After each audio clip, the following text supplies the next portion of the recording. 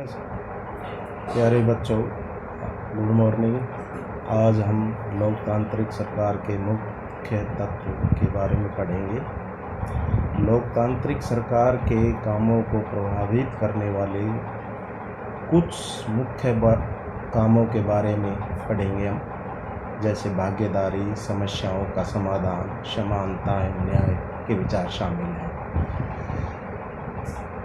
अब देखिए, इसमें ये संसार का मानचित्र दिया हुआ है। इसमें दक्षिण अफ्रीका है, भारत है। इसमें दक्षिण अफ्रीका एक कंट्री है, एक देश है। इसमें कई प्रजातियों के लोग पाए जाते हैं। श्वेत, जैसे श्वेत गोरे, अश्वेत काले लोग, त्वचा के रंग शामिल है, जैसे भारतीय। अब यहाँ पर उनके साथ बहुत ही ज़्यादा आपस में भेदभाव होता है कि श्वेत तथा अश्वेत लोगों को की जो तो अस्पताल है वो अलग अलग होते हैं, गाड़ियाँ भी अलग अलग होती है। जो श्वेत लोगों की जो गाड़ियाँ हैं उनमें सारी सुविधाएं उपलब्ध होती है। रेल बस भी अलग अलग होती है, बस स्टैंड अलग अलग होते हैं। वोट डालने का इजाज़त नहीं होती उनको, श्वेत लोगों को। और बढ़िया ज़मीन है वो श्वेत लोगों के लिए आरक्षित होती है, और घटिया ज़मीन अश्वेत लोगों को दी जाती थी। तो ये सब उनके साथ बहुत ही ज़्यादा भेदभाव होता है। श्वेत लोगों के बराबर नहीं माना जाता, अश्वेत लोगों को भेदभाव किया जाता है। चलो आगे हम बच्चों पाठ पढ़ते हैं कि दक्षिण अफ्रीका एक देश है। ये मैंने पहले बता दिया था कि श्वेत और अश्वेत लोग रहते हैं। अब इसमें एक जोहान्सबर्ग में रहने वाली 11 वर्ष की एक दक्षिण अफ्रीका लड़की है, जो माया नायडू, वो पुराने बक्सों की सफाई करने में अपनी माँ की मदद कर रही थी। उस संदूक में अखबार की कतरने मिली तस्वीरें से भरा हुआ था। 15 साल के स्कूल जाने वाले लड़के की बहुत सारी तस्वीरें थी। माया ने जब उस लड़के के बारे में अपनी माँ से पूछा तो उसे पता चला कि उसका नाम हेक्टर पीटरसन, जो कि उसको गोली मारी थी, पीटरसन को गोली मारी थी क्योंकि वो जुल्लू भाषा सीखना चाहते थे, लेकिन वो विरोध कर रहे थे। जो अफ्रीकांस जो भाषा है, जो अफ्रीकांस भाषा बोलते थे जो श्वेत लोग, हेक्टर और उनके अन्य साथी अफ्रीकांस भाषा को सीखने का दबाव डाला जा रहा था और वो विरोध कर रहे थे उनके साथी। तब पुलिस वालों ने गोलियां चलाई, लिए उनकी मृत्यु हो गई थी।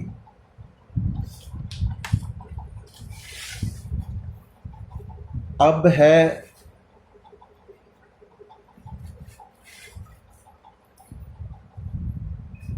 दक्षिण अफ्रीका पहले रंग भेद कानून से शासित था।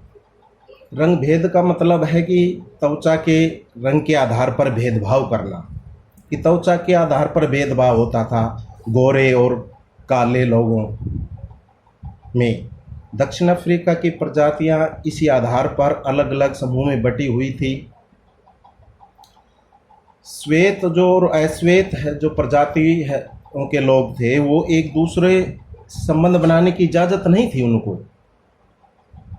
विभिन्न प्रजातियों के लोग न तो एक दूसरे के आसपास रहते थे और न ही आम सुविधाओं का इस्तेमाल करते थे। रंग भेद कानून के तहत जिस तरह का जीवन था उसके बारे में बताते हुए माँ की आवाज़ में बड़ा गुस्सा था, और उन्होंने बताया कि श्वेत और अश्वेत लोगों के अस्पताल अलग होते थे, अस्पताल की गाड़ियां थी। श्वेत लोगों के लिए जो अस्पताल की गाड़ियां थी उनमें ज़रूरतों के सामानों से सुसज्जित होती थी, जबकि अश्वेत लोगों के लिए जो गाड़ियाँ थी उनमें सुविधाएं उपलब्ध नहीं थी। रेल बस भी अलग थी उनकी, श्वेत और अश्वेत लोगों के लिए बस स्टैंड भी अलग बने हुए थे, वोट डालने का इजाज़त नहीं थी, और जो अच्छी ज़मीन थी वो श्वेत लोगों के लिए भी आरक्षित थी और घटिया ज़मीन अश्वेत लोगों को दी जाती थी। इसलिए श्वेत लोगों के बराबर नहीं माना जाता था अश्वेत लोगों को। फिर दक्षिण पश्चिमी हिस्से में एक शहर था जो कि उसका नाम था सोवेटो। सिर्फ वहाँ पर क्या थे कि अश्वेत लोग ही रहते थे। हेक्टर पीटरसन भी वहीं रहता था और वो वहाँ पर श्वेत लोग अफ्रीकांस भाषा बोलते थे। हेक्टर और स्कूल के अन्य विद्यार्थियों पर इस भाषा को सीखने के लिए जोर डाला जा रहा था, जबकि वे अपनी भाषा जुल्लू सीखना चाहते थे। जुल्लू सीखना चाहते थे वे, जैसे हमारी जो मातृभाषा वो हिंदी है तो हम हिंदी सीखना चाहेंगे, इस तरह वो दक्षिणी अफ्रीका में जो भाषा जुल्लू है जुल्लू सीखना चाहेंगे। इसलिए हेक्टर अपने सहपाठियों के साथ मिलकर अफ्रीकांस सीखने का विरोध कर रहे थे। पुलिस ने विरोध करने के लिए उन पर बेरहमी से पीटा और गोलियां चलाई। वह गोली एक हेक्टर को लगी और वह मारा गया। यह घटना 16 जून 1976 की थी। फिर अफ्रीकी जो राष्ट्रीय कांग्रेस के जो नेता थे नेल्सन मंडेला ने जो रंग भेद के खिलाफ बहुत लंबे समय तक संघर्ष किया कि भाई ये काले गोरे लोग हैं, इनके साथ भेदभाव हो रहा है। इसलिए उन नेता ने नेल्सन मंडेला ने संघर्ष किया और 1994 में उनको यह सफलता मिली और एक दक्षिणी अफ्रीका एक लोकतांत्रिक देश बन गया। तब से सभी प्रजातियों के लोगों को बराबर माना जाने लगा। अब इसमें क्वेश्चन आता है कि अश्वेत लोग किस तरह से भेदभाव का सामना कर रहे थे। अब भाई अश्वेत लोग के साथ तो सारा ही भेदभाव हो रहा था। गाड़ियां अलग थी उनके, अस्पताल अलग थे, बस स्टैंड अलग थे, बढ़िया ज़मीन श्वेत लोगों को दी जाती थी, घटिया ज़मीन अश्वेत लोगों को दी जाती थी। इसलिए उनके साथ वे भेदभाव का सामना कर रहे थे। दूसरा क्वेश्चन आता है हेक्टर और उनके साथी किस बात के लिए संघर्ष कर रहे थे। इसके लिए वो संघर्ष कर रहे थे कि अफ्रीका के श्वेत लोग तो अफ्रीकांस भाषा बोलते थे। हेक्टर और उनके साथियों पर अफ्रीकांस भाषा को सीखने का दबाव डाला जा रहा था, जबकि वे अपनी जो मातृभाषा जुल्लू है उसको सीखना चाहते थे। हेक्टर और उसके साथी मिलकर अफ्रीकांस भाषा सीखने का विरोध कर रहे थे वो। तीसरा इसमें क्वेश्चन आ रहा है क्या सभी लोगों के साथ बराबरी का व्यवहार होना चाहिए, क्यों? हाँ, सबके साथ बराबरी का व्यवहार करना होना चाहिए कि भेदभाव नहीं होना चाहिए। ईश्वर ने समान रूप से बिना किसी भेदभाव के समान अंग प्रदान किए हैं। जन्म से सभी लोग समान हैं, स्वतंत्रता पूर्वक बनाए रखने का पूर्ण अधिकार प्राप्त है। बराबरी का व्यवहार करना नहीं करेंगे, बराबरी का व्यवहार नहीं करेंगे तो समाज का विकास रुक जाएगा और समाज में अव्यवस्था फैल जाएगी। तो ये क्वेश्चन थे बेटे, तो आपने ये क्वेश्चन करने हैं। अब आ गया था भागीदारी। भागीदारी में लोकतंत्र में लोग निर्णय लेते हैं, चुनाव में वोट देकर वे अपने प्रतिनिधि चुनते हैं। प्रतिनिधि लोगों की तरफ से निर्णय लेते हैं। ये मानकर चला जाता है कि प्रतिनिधि निर्णय लेते वक्त लोगों की ज़रूरतों और मांगों को ध्यान में रखते हैं कि भाई लोगों की क्या मांगे थी, क्या वे जैसे बिजली की मांग है या सड़क की मांग है, तो वो उन मांगों को पूरा करते थे। एक निश्चित समय के लिए चुना जाता था सरकार को, 5 वर्ष की अवधि होती है, समय होता है। एक बार चुने जाने के बाद सरकार 5 वर्ष तक सत्ता में रहती है। हाँ, अगर दोबारा फिर सरकार वही सरकार बढ़िया काम करती है, किसी के साथ भेदभाव नहीं करती, तो फिर लोग वोट दे करके फिर उसी सरकार को चुन लेते हैं। इस तरह से नियमित चुनाव होने से लोगों का सरकार पर नियंत्रण बना रहता है।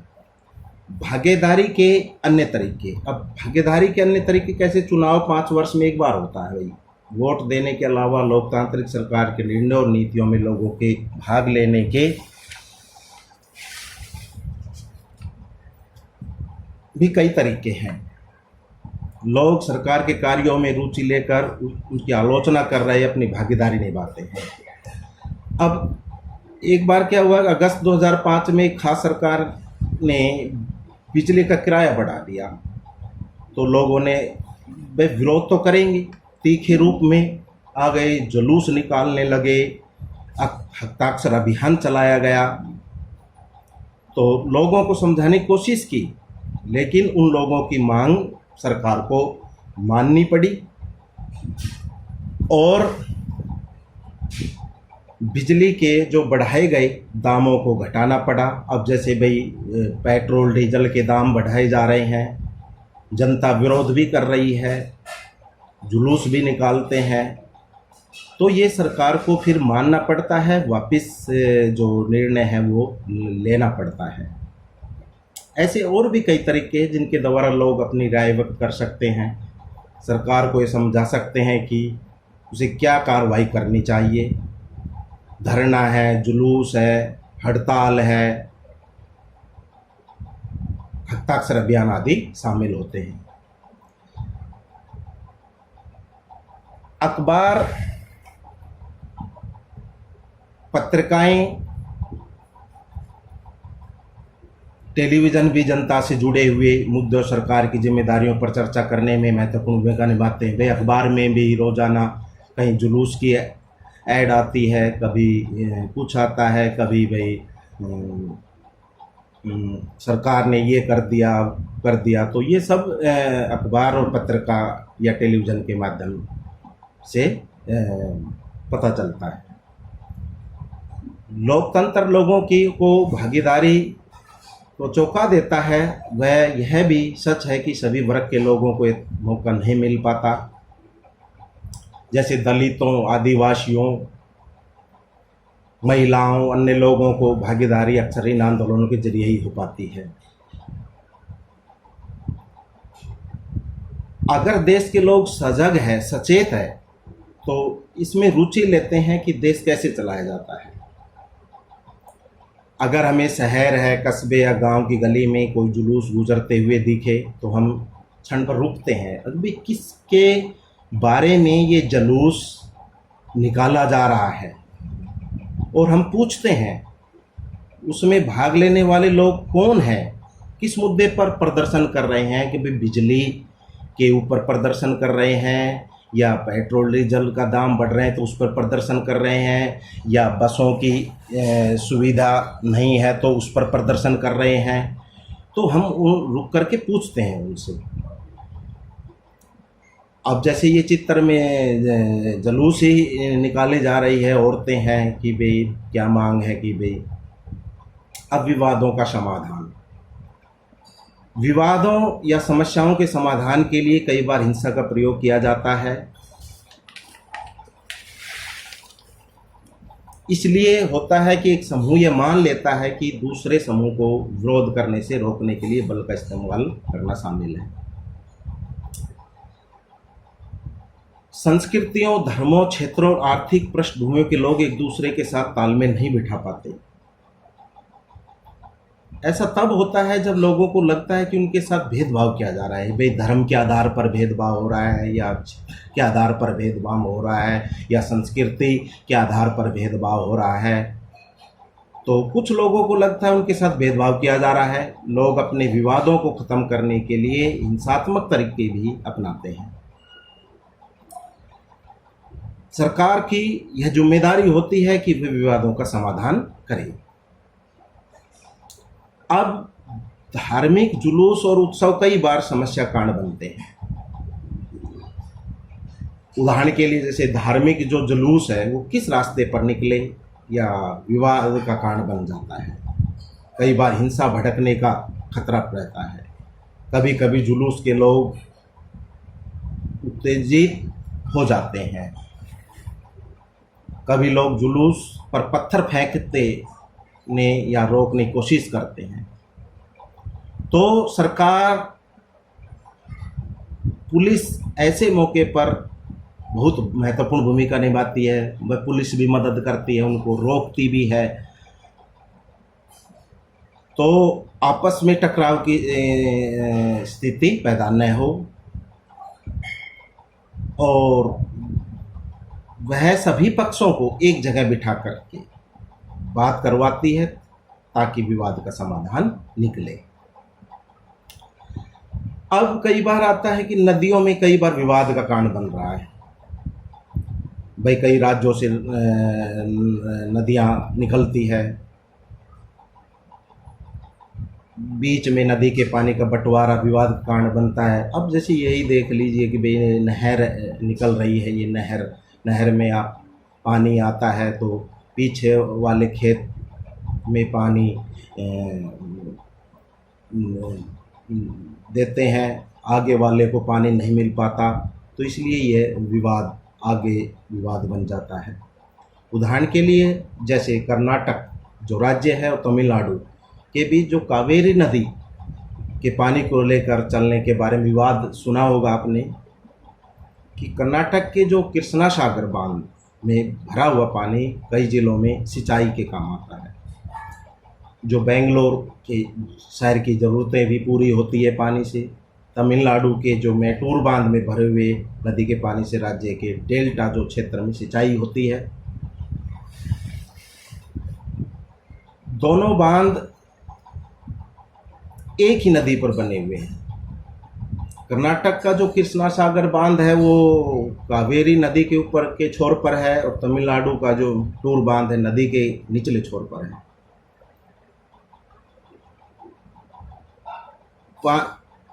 मैटूर बांध में कृष्णा सागर बांध से पानी छोड़ा जाए। दोनों राज्यों को अपने लोगों की ज़रूरत के लिए भरपूर पानी चाहिए कि नहीं मिल पाता। इसमें विवाद उत्पन्न होता है, विवाद बढ़ता है आपस में। तो सरकार को कदम उठाना पड़ता है कि ताकि दोनों राज्यों के लिए पानी का सही बंटवारा हो सके। अब है समानता एवं न्याय। न्याय और समानता को एक दूसरे से अलग नहीं किया जा सकता। भाई जैसे छुआछूत की प्रथा रही थी, जैसे दलित लोगों के लिए प्रथा चलाई थी पहले, वो कानून दोबारा रोक लगा दी है उस पर। वह पहले दलित लोगों को शिक्षा नहीं दी जाती थी, यातायात के सुविधा नहीं थी, उनको स्वास्थ्य की सुविधा नहीं थी और जो सार्वजनिक जो मंदिरों में नहीं जाने दिया जाता था, उनको कुएं से पानी नहीं लेने देते थे। तो उनके साथ बहुत ज़्यादा भेदभाव हो रहा था।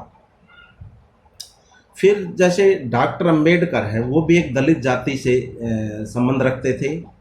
उन्होंने लोगों को जोर देकर कहा कि यह भाई प्रथा गलत है। न्याय तभी प्राप्त हो सकता है जब सब लोगों के साथ बराबरी का व्यवहार करेंगे, तभी न्याय प्राप्त हो सकता है।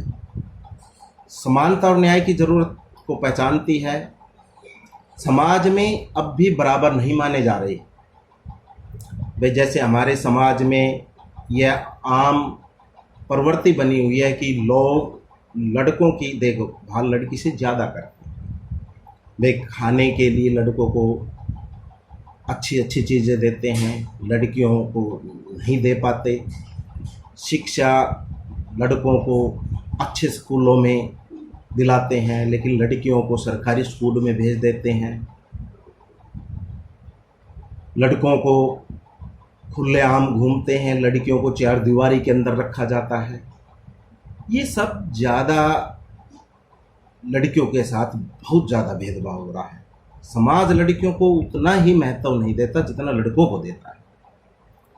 यह धारणा जबकि गलत बनी हुई है, अन्यायपूर्ण है। इसे दूर करने के लिए सरकार ने कुछ कदम उठाए हैं, जैसे लड़कियां अपने साथ होने वाले अन्याय से छुटकारा पा सके। अब जैसे सरकारी स्कूल और कॉलेजों में लड़कियों की फ़ीस ख़त्म या कम करने का प्रावधान किया है। तो ये बात है इस पाठ में कि भाई आप कि इसमें भाई किस तरह का भेदभाव हो रहा है। इसमें